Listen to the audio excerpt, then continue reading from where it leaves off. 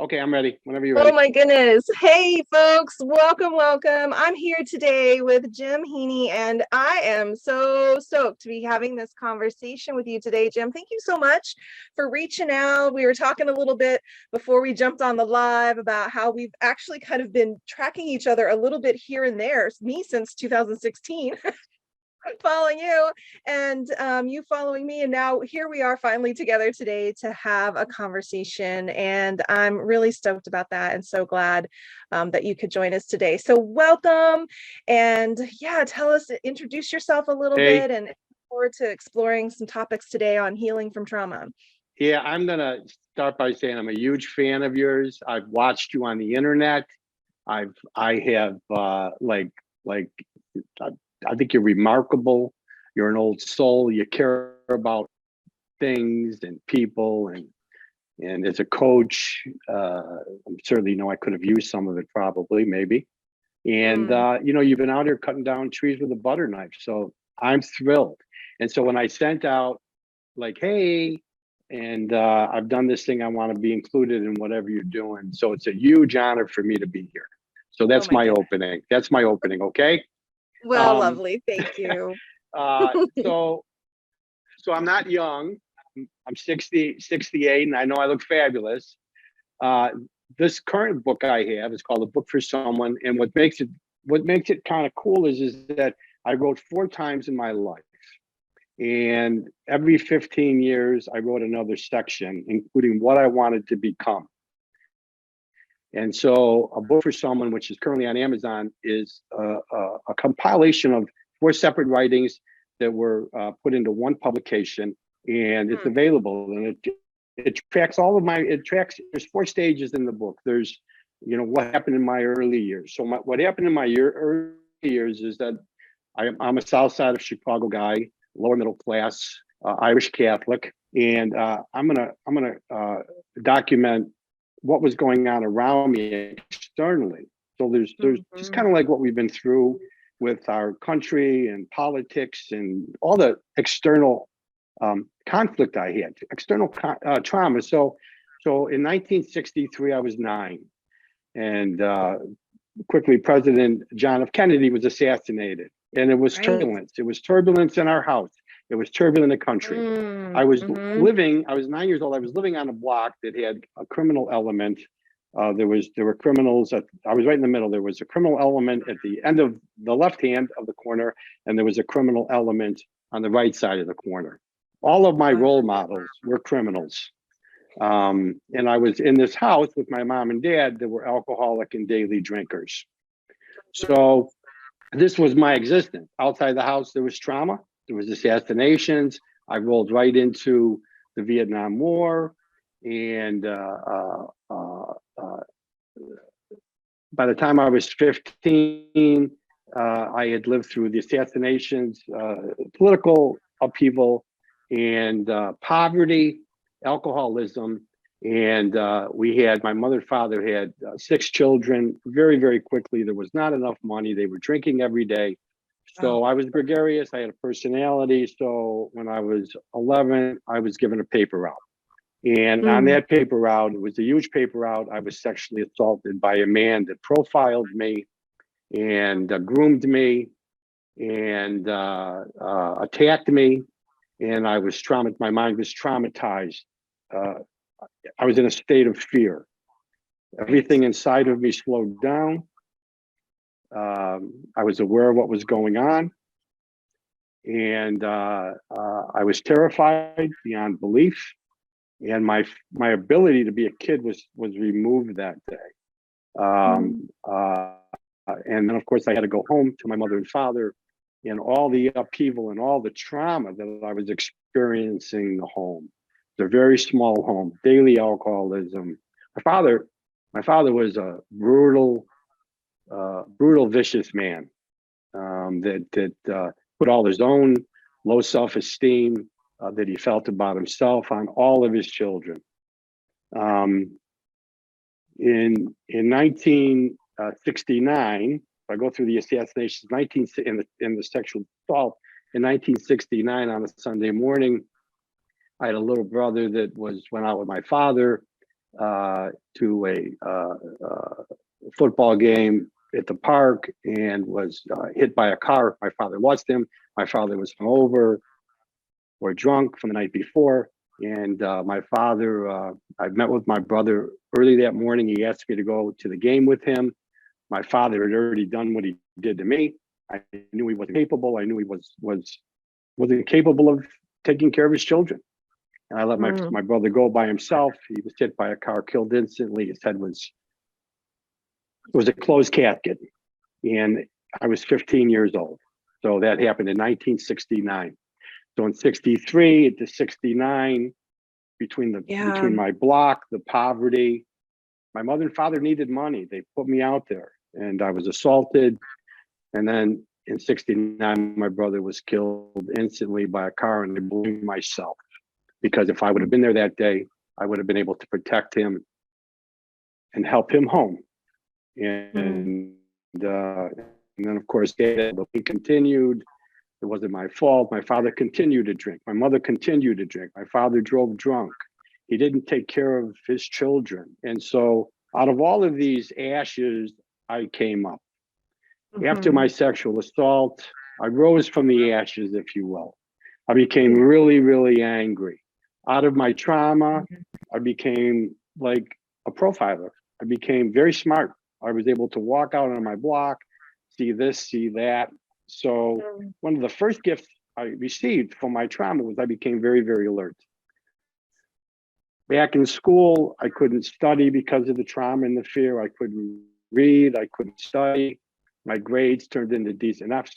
I was then punished, and a lot of my following years were spent grounding. I was grounded in my house until my grades came up, but I was so angry and I couldn't think and I couldn't concentrate on my studies.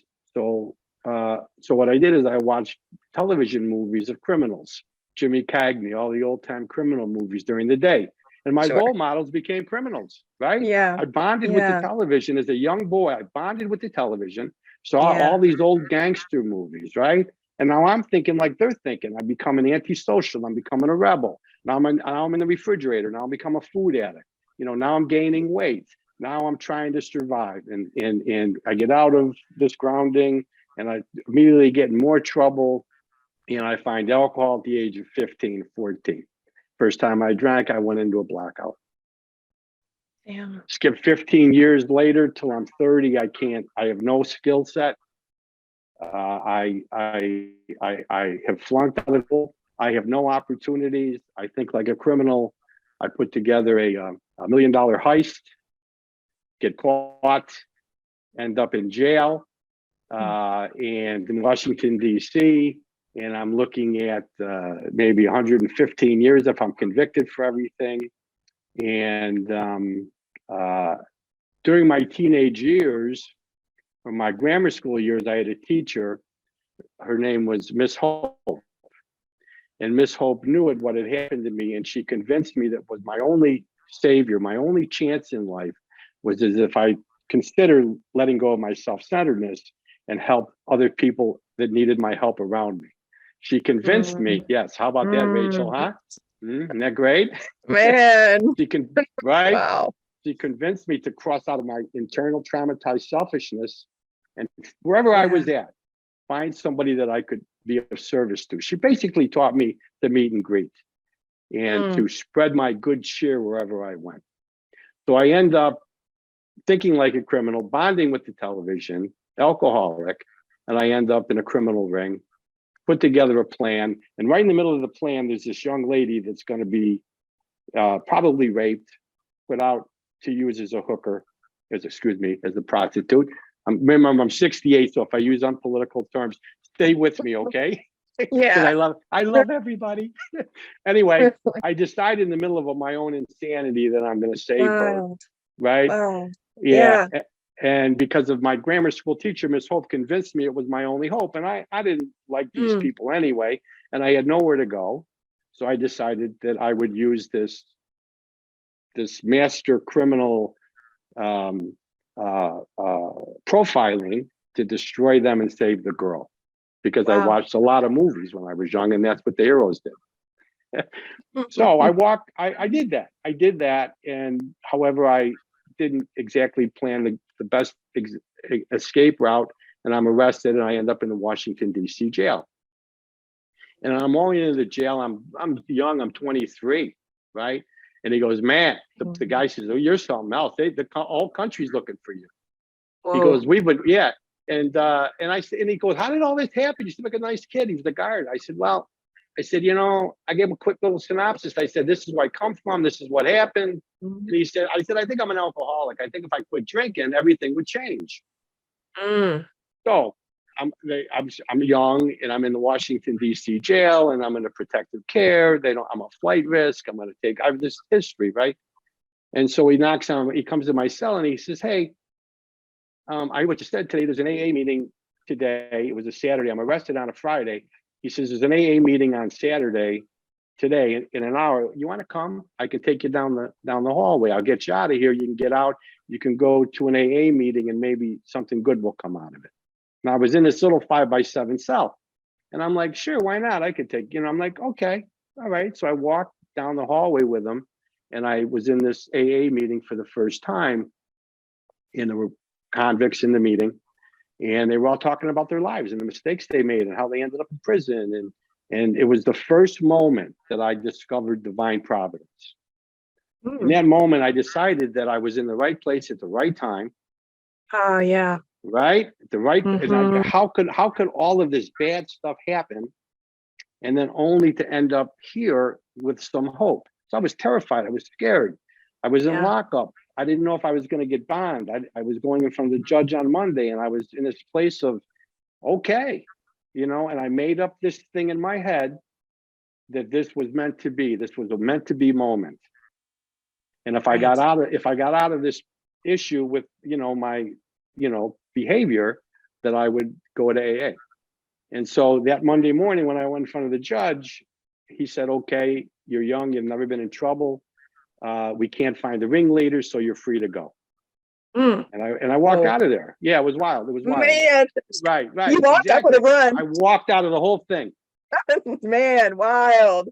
Now, I had an attorney that says, hey, this thing's not going away and you better be careful. And so what I did is I came back to Chicago from Washington. I started going to AA meetings in preparation of the day that I would be arrested. And I would have this body of work showing that I was a changed person. Yeah. And that's exactly what happened. So I ended up getting probation. And it was the beginning of my recovery, right? It was beginning. So I walk in the community. It was the beginning of me exiting my dysfunctional, generational alcoholism, addictive trauma. And I walked into an AA meeting and I took to it. I met people. I met a sponsor that walked me through all these 12 steps. And my mind exploded because I had shifted from the traumatized fear into recovery and spiritual methods. And spiritual methods kind of became, like a hobby, right? And I started looking at other ones. And I decided that the first part of my recovery would be community, right? So I went to all these meetings, and then when I was in these meetings, I bumped into somebody that had been sexually assaulted, and I went, wow. I said, and I could, and I had a flashback, and I was very in touch. I remembered I could smell the abuser's breath. That's how strong it was on me. And after the meeting, I said, something weird happened at that meeting. I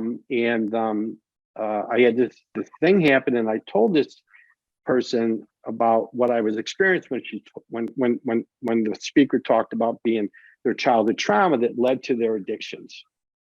The next week, they came up to me and they said, "Hey, I know this little meeting that takes place with other people." It was 1984.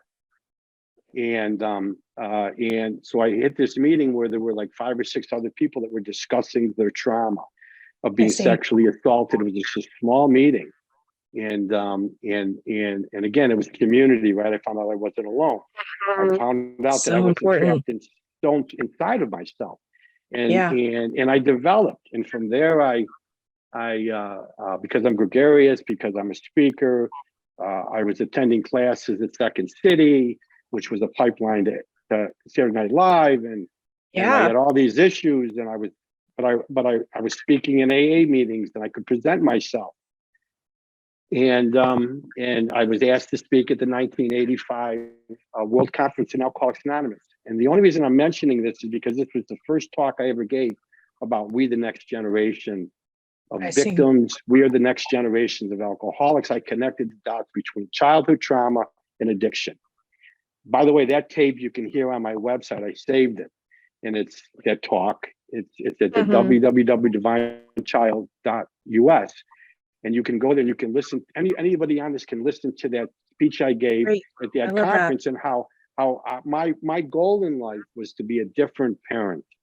My goal in life was I had thought, I figured if my issues were family and alcoholism and addiction and trauma, that I aspired to have a family. I didn't aspire to be a comedian. I didn't aspire to, although it was important to me, I aspired for healing. That was my thing. And I wanted to discover how to heal, because I didn't feel like anybody really kind of knew how to do it. And I was an amateur. I was a novice, right? Yeah. And so I started writing, and I started journaling, and then became very interested in spiritual methods. And so I spent time I expanded my community. I went to the Buddhist temple, right? And I met people there that were experiencing the Eightfold Path of Enlightenment. I was in AA, the 12 Steps of Recovery. And then I went and did some things with the Native American Indians, and I learned about recovery in nature. I found out that I could garden, I could keep flowers alive, and how internally it helped me so much go from that traumatized mind into healing and recovery, right? And so I kept pushing my borders out. And all the time that I was doing this, I was very aware that the universe was in my life, that divine providence was working with me all the time. And I learned to trust my intuition. I learned to trust, what I felt. Yeah, beautiful. And I incorporated with better behavior and kindness, the meet and greet of Miss Hope. Wherever you're at, find someone to help. Go out, extend your hand, get on elevators last. Don't, just be nice, be kind.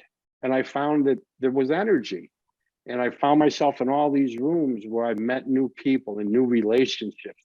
And as I found new relationships and new community, I left my past behind, because my traumatized memory at 11, and all this external trauma of assassinations and my brother dying, the new memories became bigger and stronger as I got older in life, right? Love that. Right? So the way to leave the old memories behind was to create new memories. So that's so much. That's making me teary-eyed. I love it so much. Yeah, cool though, but yeah, that's it. And so I did that, and as I did it, I wrote. Yeah. And I chronicled what I found, and I would travel. Right? I traveled. I took a little money I made, and I had a little business, a little construction business. Then I went to Mexico, and I met the woman of my dreams there, that was from Toronto, Canada, that had packed a bag. And the same day that I packed a bag for Acapulco, and she happened to be staying in the same hotel as me. And I met her. And wow, right on. It was old school, it was dating. It was, and I felt madly, unbelievably, because she was so kind, and she never worried. She wasn't afraid, only to find out that her father, as I got to know her, and then I went up to meet her family, and she told me stories of immigration. Her father was in World War II in a tank, and he was getting bombed on. He was in a foxhole, and he met this guy that had left Southern Italy because of a better life in Toronto, and he got on a boat, and she's telling me how her father met him in the foxhole as the bombs were coming down on him. And he made a decision after World War II, and he came all the way across the Atlantic because his oldest daughter had died because there wasn't any medicine or hospitalization in his town. And he braved the storms, and he came to Italy, this brave man. And if he wouldn't have done that, I would not have met my wife. And so again, here she goes to Mexico, Acapulco. I go to Acapulco. She tells me a story, and I recognize that this is divine providence. This is the continents intersecting, and things are happening, right? Yeah. And I got to know her dear father, and he tells me that he's very smart. They're very smart. That his family, but they lived in Italy, and if we have children, I proposed, and he said I could marry her, and he said, if you ever have children, remember your children are very smart. We're smart people, but we didn't have any schools where we were at. But we genetically were intelligent. So he had a son, and he became a software engineer. He's a coder. He's highly intelligent because he had opportunities. Yeah, access. Divine providence at work. From there, we adopted an African American baby. You know, and wow. Just wow. Yeah. She had opportunities, and she's incredible. She's had opportunities, and she so we've been breaking these generational lines and these generational poverty that she was destined for. We and she saved me. She saved me. My children saved me. My children saved me because of their spiritual gifts. My son was kind. He was intelligent. He was gentle. All the things I needed. My daughter, kind, intelligent, generous. She has empathy. All the things that I needed. So I allowed them to teach me how to forgive. Right? Circle of life. Circle Big of old life. Circle. Right? Now I enter into hypocrisy and forgiveness. Am I going too much? Am I talking too much? No, you're doing great. I love this so very much. Yeah, please continue. So hypocrisy and forgiveness, right? So part of my recovery was I had to leave my family. I recognized that it was really hard for me to recover and to make advances while I was living with your biological parents. Yes. So as I moved my boundaries out and I healed my memory, when I would go back, it would all come back, right? So if I made a visit, all of the same behavior with the parents and the dysfunction and the hatred, it would take me days to heal from that.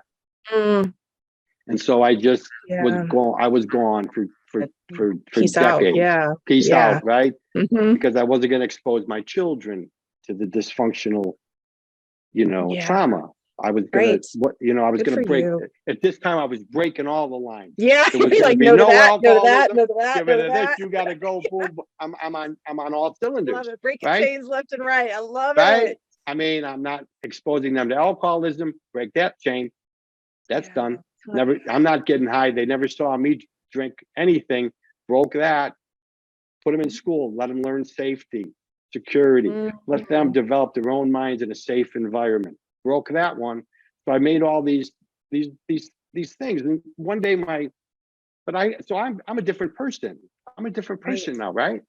The phone rings, it's my brother, and he says, Mom had 2 heart attacks, and I want you to know she's gonna die.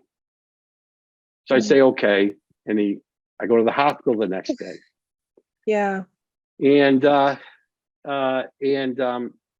she's in the hospital, and as it turns out, typical my dysfunctional family, the only reason they called me is because they had planned a wedding out of town in California. One of my older brother's daughter was getting married, and my older brother, I only had one, and they all had paid for their tickets, and somebody had to stay with my mother. Yeah, it was wild. It was wild. And as soon as I walked in, they go, "Oh, I'm glad you're here. Good to see you. What's happening? Yeah, listen, we're going to California for the wedding." Oh my gosh! So I was with right. So and I'm like me, I'm new and improved, and I'm like, of course, but I also know that divine providence may be at play here, right? And so I'm willing to walk into this thing, put myself last to see what develops. So I'm alone for a couple of days with my father, and it's like brutal, right? And my mother, we take her home, and she comes out of her she's been under medication. My father goes to church because this is what he does. He's a despicable guy, but he goes to church every Sunday, right? Yes, right. He's Keeping up the look. Keeping up the look. He's a performance artist, right? So I go down on a Sunday and my mother wakes up and she had peed all over herself. And she comes out of her sleep state, whether it's small coma. And I hear her in the back bedroom and I walk in and she said, "Jimmy, hi. I thought I heard you." She must have heard me on the phone. This is 2011. And she said, "I wanted to wake up and say hello to you." Wild. And she, yeah, wild. And she was getting out of bed and she was all wet because she had peed all over herself. And she stayed in that little chair in the bedroom.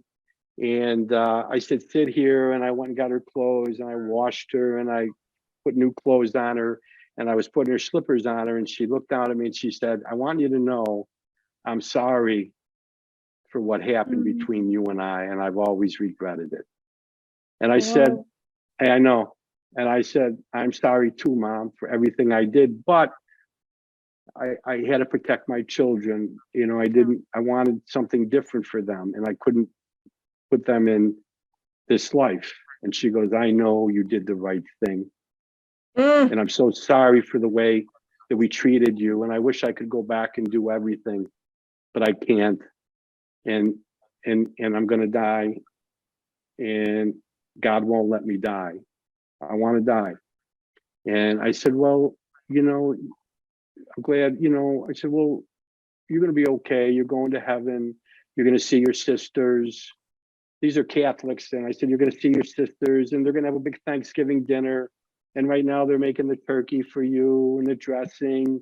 And when you pass over into heaven on the other side, they'll all be there. Your mom and dad, Tommy will be there. Your 4-year-old son will be there waiting. He'll take your hand and he'll walk into the dining room. And you'll have this huge feast. So beautiful. And then you'll meet God and you'll go into heaven. And that's the way that this will be. I promise you." And she said, "Really?" And I said, "Yeah." I said, "Really?" That's so loving. And then she went back to sleep and she passed away. And of course, my father,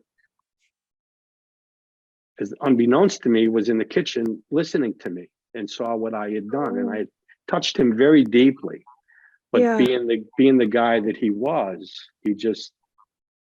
so we got in a huge fight that day, and I stood up for myself and told him what a rat he was. And he killed my brother, and all the list of reasons why everything came out. Yeah. And then we didn't see each other for another 10 years. I went to my mother's funeral, was there for a couple hours and left, felt all the hatred of my family, the scorn. I meditated during the sermon. I went into another place and I wrote a letter to my mother and said, "I love you for everything you did for us. Enjoy heaven. And I'll see you on the other side." Yeah. 8 years later, my brother calls me again. And he says, Dad fell down. He was drunk. And he's been laying on the kitchen floor for 2 days. And he wants to see you. This was 2020. Okay. My mother passed away in 2011. So it was 9 years later. And I didn't see anybody. Yeah, it went by. So I went there the next day. Of course, he was in the hospital. He had the church, the mass of the Catholic Church was in the background next to a couch. And I went and sat down and I turned the radio down, the mass down, and he woke up. And he looked at me and he said, "What are you doing here? The only time you ever come around is when somebody's dying." And that's and that's the way he said hello to me. And I went and I stood in front of him. Yeah. And he said to me, I said, "Steve, my brother told me you wanted to see me." And he says, "Yeah, I got drunk. I laid on the floor for 2 days. Nobody came. Your brothers and sisters didn't come. God didn't come. The priest didn't come. And right in the middle of it, when I thought I was going to die, I thought of you. You have to do for me what you did for your mom. I'm going to die soon, and I've got a will. And then my dad was tough Chicago. He goes, your older brother, he's a corporate rat. One executor is a corporate rat. The other brother's been messing around with somebody in the church. And they want me to change the will. And we had a situation where when mom had dementia, somebody came by and had her make out a new will that she was the witness, and the family lost all the money. And I don't want that to happen. And you've got to make sure that, that your younger brother and sister, who are very nice people, are not. You're right. And I said, that's great. Let me get this right. We have you who laid on the floor for 2 days, decided that the ones that you're the executor of your will are just like you. And you never cared about anybody in your entire life. And now at your final days, you're asking somebody that can care about you to take over. Right. And he said, yeah, pretty much. That's pretty much it. And I said, okay. I said, dress nice. I'll see you at your funeral. And I walked out of the hospital very angry. Yeah. And my son called me in the car, and he said, hey, Dad, he's in California. He said, what you doing? I said, how's your dad? I said, I just got left there. I said, can you believe this guy? This guy wants me to take care of him because nobody else will, because they're all him. And he said to me, he laughed and he said, that's funny. You're a great role model. And I love you so much. And I went back the next day to see my dad because he wanted me to do it. And he was right. And I had this experience with the circle of life of forgiveness with my mother. And at that time I decided that I would go back in and do for him what he asked me to do. And I would explore the circle of life, and I would explore forgiveness.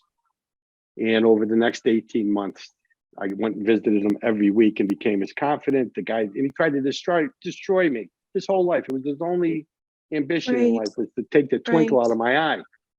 And so at the end of his life, I became his confidant, and I watched him and listened to him reconcile his life and his regrets and his family. There was a lot of listening. Oof. Lots.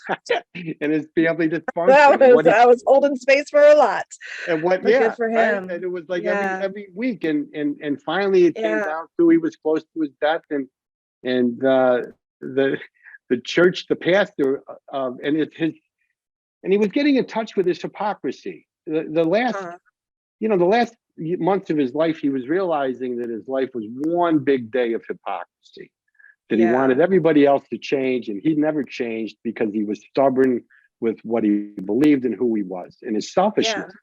As it turns out, the priest, the one ally he had that was going to say his funeral mass, had retired to fly fish in Montana. So I walked into his hospital room, and he was very upset. And I said, "What's wrong, Dad?" He said, "You're not going to believe this. I'm really screwed now." He said, "The priest that was going to give my eulogy can't say the mass at my funeral." He's literally gone fishing. He's gone fishing. He's gone fishing. And who's going to talk to? Who's going to pitch God on my behalf? Who's going to say nice things for me? Who's gonna say? Because I'm not a kind guy. We all know that. I've done nothing for anybody my entire life. And he said, to make it worse, the priest, look what they did. I go to church every Sunday, and look what they did. They abused boys. They were pedophiles. They protected each other as they gave sermons on Sunday and convinced us to be these holy people. And they weren't any of that. Was any of it real? Was life real? Did I do anything right? What's on the other side of this? And who's going to tell God that I'm not such a bad person? And I said, Dad, don't worry about it. We'll get somebody else to say your mass. We'll we'll give them we'll make up some nice things about you.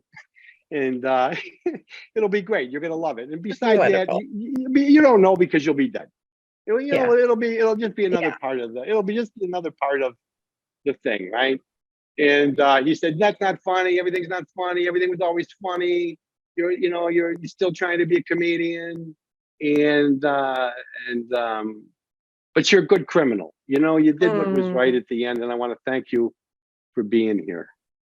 The following week, I walked in, and he was laying on his bed, and his arm was extended, and his door was locked. His door was never locked. I would call him the day before and I'd say, Dad, I'll be there tomorrow morning between 9 and 10, 11. He would open his door so I could walk in. His door was locked, and I went and got the person that could with the key, and they came back and they opened it myself. Found my father. He was extended. And and so I want to read you just quickly what I can. So he put his hand up to mine. And this is from a book from someone, and The Circle of Life. And he was dying. He was leaving. And I said, I took his hand and I prayed. I became his priest. And I said, Dear God, Dad and I have freely forgiven each other. As you know, Dad played his role perfectly, and I would not have become who I am if Dad wasn't who he was. Angelica's adoption resulted from his stance against racism, and Dad gave me the gift of perseverance and taught me to be smarter, ride a bike, and to be smarter than a mouse. Please forgive him, God, for he knows not what he did. Sure, there were problems. Dad drank too much, and the hot dogs were burnt when he barbecued, but he didn't quit drinking or barbecuing because Dad just wasn't a quitter. There were too many kids and not enough money, and I respectfully request his admittance to heaven. Let's not screw him in the last inning. See you on the other side, Dad. Amen. Yeah. And it's really nice. that are you okay? It's really beautiful. I mean, it's just such a strong representation of what being able to break free from the past means, but I'm not going to interrupt your story. I'll say it maybe, but go for it. I love you very much. And so thanks for being here, because this is like, I'm looking at you. You're everything. Bravo. Anyway. Wow. So you were able to read that to him. I read it to him, and I found this self-esteemable space of forgiveness, right? So this was the last memory with him, which produced the self-esteem that I carry forward with me today. And so that's the act of self-caring. So I transferred from, all of the circle. I'm living a long life, but this circle is completed because it ended in forgiveness. And so the little boy, the little Jimmy that had all these things happen to him at the end, was able to walk into the room and pass on forgiveness in this person's time of need. And in doing so, that's my last memory, which I've let go of all of the resentment and the harshness and the hatred, because I did the right thing. And my recovery and the influence of my children saving me, I took all of their beautiful gifts that they gave to me and put it out into the community. And I prayed over his body and reconciled his life. And ultimately was able to see that that he never had a chance, that he never had a chance. He never had a chance. But to our young victims, you're the chance. You're the chance for your future generations.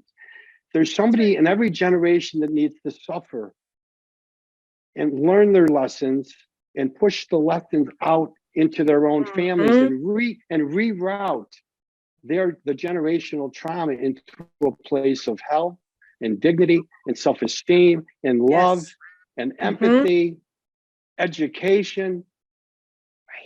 And I would say in closing, is to trust divine providence, because the universe loves you very much, cares about you very much, and your struggles and your sorrow will lead you to accomplishment and purpose. I want to do this. Do some loves. Am I doing it right? Am I doing it right? Love, and beyond surviving. For you and just and all your followers and all these youngins, because this is never going to go away. That's right. It's never going to go away. And a book for someone is I have two of them. This one, 2007, which is on Barnes and Noble. Okay. And it's got all my inner feelings in terms of what I went through as a child. This one is the combination of all of them. This is the quick version of this one. This is the quick version of this one. Yeah. But it completes the circle on this one in terms of how to forgive. Right on. And how to find new memories, heal your inner child. You know, and to pass it on to your children and future generations. This one's don't buy this one because I screwed up on Amazon. I'm going to lower the price, but pick it up because it's a roadmap. Amazon's getting all the dough. I'm okay. I'm okay. Yes. So you have to pay some publishing and shipping fees, but this is a roadmap. This is a roadmap, and you'll be able to say, "Oh, this is where I'm at. This is where I'm at. Oh, this is where I can go."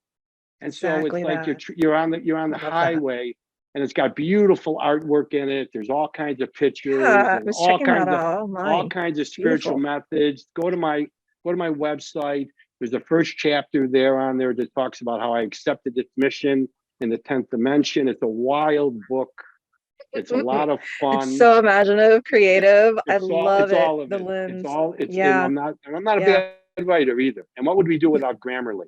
So I mean, spell check, grammar check, all the checks. Oh my goodness, Jim, my heart is so full, and I feel like I'm gonna have to go and listen back to our conversation and really take full account of some of the beautiful words of wisdom that you've given us today. What's most staying with me in this moment is the way in which, when we make our life full of love and generosity and care and kindness, how that becomes the stronger power in our life than the trauma and the pain and the hurt. And just the model. Go ahead. Sorry. No, it's beautiful. Yeah. Please, you go. Thank you. No, thank you for that. Thank you for that. And absolutely, I appreciate just hearing your story and the journey that you have walked. I love what you said. I think it might be on the back of your book or it's on your website. I'm a free man at the end of a long journey. Right. And that just resonates, right? Like, we get to live our lives, we get to be free. And, you know, this topic of forgiveness can be a real thorn in the side, but the way that you model that for us, the intention of, you know, how do I complete a circle? How do I release, you know, the attachment to the pain and to the harm? How do I gain perspective about the people who have harmed me, and what did they have access to? Not to ever excuse the harm that they caused, but when we can hold it in perspective, right? Then we just can step away from it so much more. My remarkable words. Yeah.